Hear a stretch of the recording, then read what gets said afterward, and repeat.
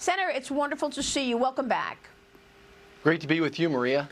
So I want to get your take on where this is going, sir. I mean, look, if we see the Department of Homeland Security shut down next weekend, you're talking about serious impact on consumers. Air travel could see an impact. Obviously, TSA is funded via that department.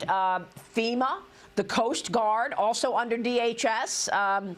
FEMA Disaster Relief Fund, obviously the $7 billion in the relief fund would not be impacted. But how severe of an impact would you expect should you and your colleagues be unable to come to an agreement with your colleagues on the left and actually the department shuts down?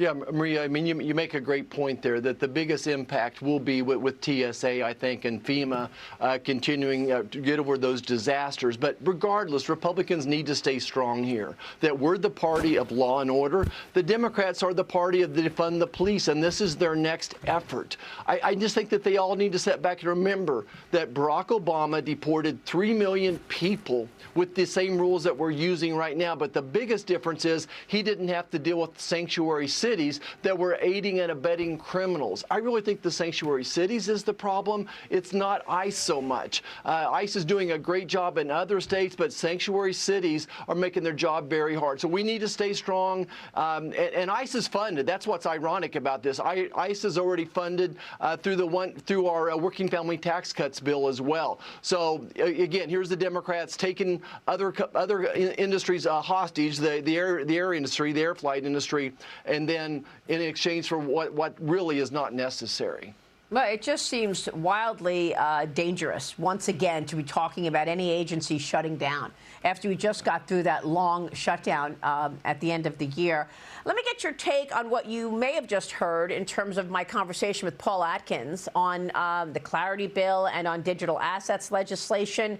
Are we still looking at a hang-up for the Clarity Act in the Senate because of this debate about crypto platforms being able to pay rewards to customers who move money out of perhaps the traditional banks' deposits accounts and into their platforms?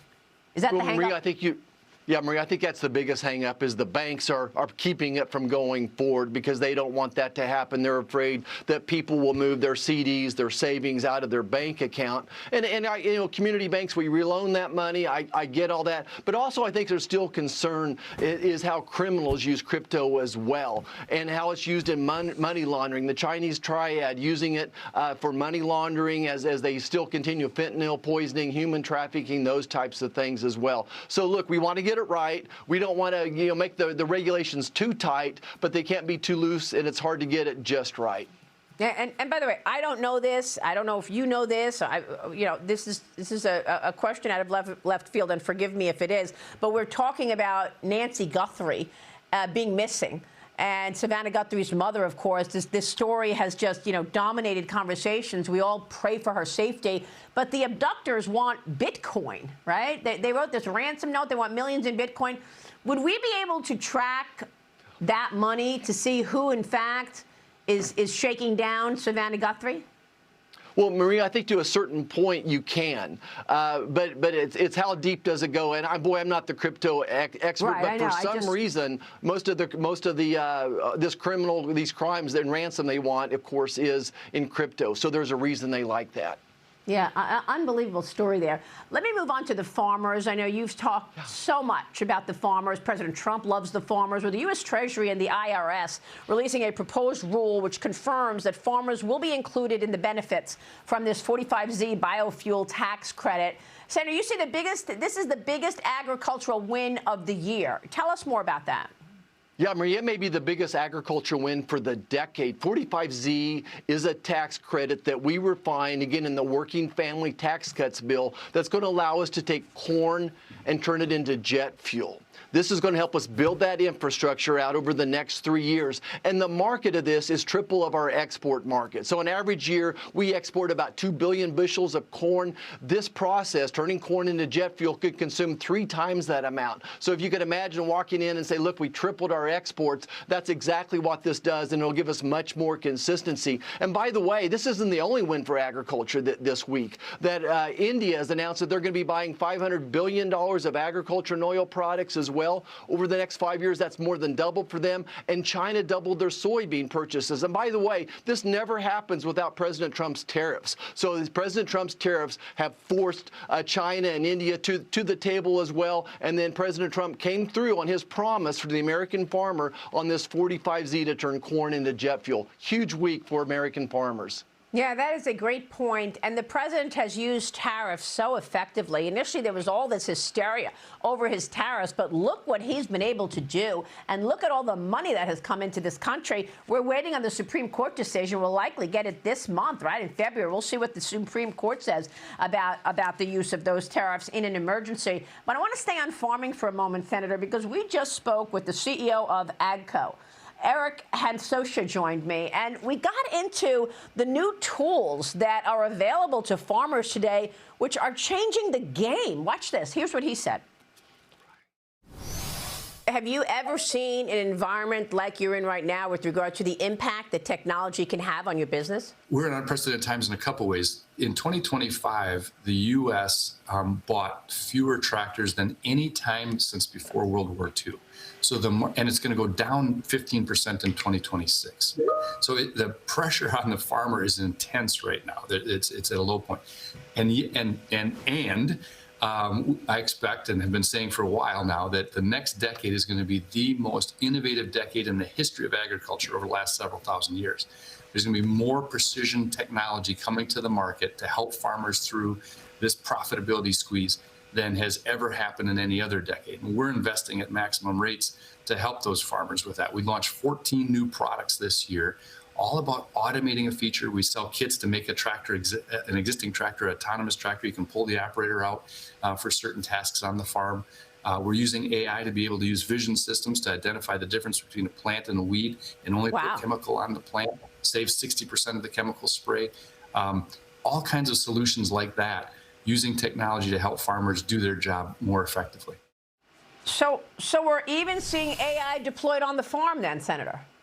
Absolutely. We are growing more with less. We call this regenerative agriculture, that we can grow more bushels of corn with maybe 80% less fertilizers and 80% less chemicals as well. And by the way, this 45Z tax credit is going to give benefit. They're going to pay the farmer a premium when they do this regenerative agriculture. When we don't plow the soil anymore, we call it no-till farming. So indeed, the technology is tremendous. We're going to keep growing more with less. And again, President Trump is out to save the American farmer. This is so important to rural America. We need to connect the farmer, though, to the carbon markets out there in a better way as well to help reward that part of the game. I want to get to two more items before you go, sir, because first of all, Kevin Warsh, when are you expecting the confirmation process to happen? You know what Tom Tillis is saying. He doesn't want to confirm. He's not going to even participate. He does not want to have any confirmation of any of President Trump's nominees, including the chairman of the Fed, Kevin Warsh, until the investigation into Jay Powell is dropped. Do you believe Kevin Warsh will get confirmed, and when? Well, Marie, that's a tough question. I really think that Senator Tillis and the president need to sit down, break bread, and work this out between them. Obviously, there's a little bit of friction there right now, and the only thing standing between this confirmation is Senator Tillis, who I greatly respect, is a good friend. But the White House is going to have to work this out. All right, well, we'll see. He's gotten high praise from everybody.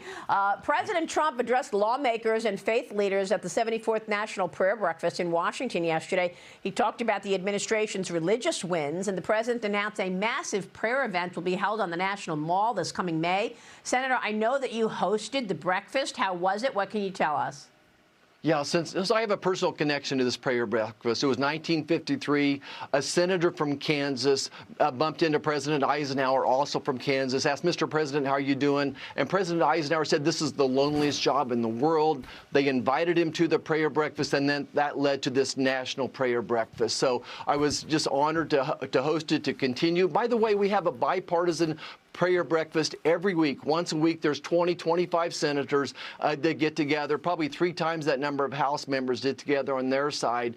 And we pray for each other. We study Scripture. We have incredible chaplains that help lead us as well. So this yesterday is an annual tradition. I kind of feel it's like communion for the country, that it's a great time for us to come together and look at the last year from a spiritual perspective, and where are we at on a spiritual footing as well, and making sure that we're still grounded in this motto of ours of in God we trust. So very honored to do that. Senator, that is beautiful. May God bless you. Thank you so much for being here this morning.